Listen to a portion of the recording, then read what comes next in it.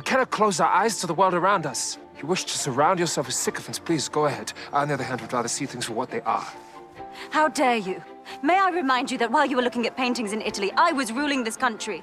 And yet you have been here for a few days and you assume you know my people better than I do. I do not need you to tell me what to think, Albert. No. It's Lord Melbourne's job.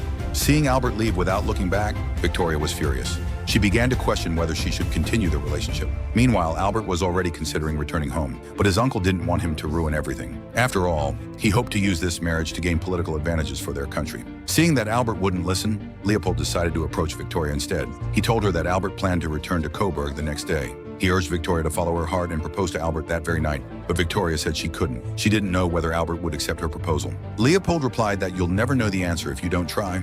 His words left Victoria deeply conflicted. Feeling lost and confused, she went to Melbourne and confided in him. Melbourne had already sensed that Victoria had fallen in love with Albert. He didn't want his presence to stand in the way of her happiness. So he went to see Albert. He told Albert that Victoria had adapted to her role as queen and that her attitude toward him had gradually become distant. He felt that it might be time for him to step aside. His words were clearly meant to persuade Albert to stay. Meanwhile, Victoria finally made up her mind to propose to Albert. When Albert heard that Victoria wanted to see him, he said he didn't want to go.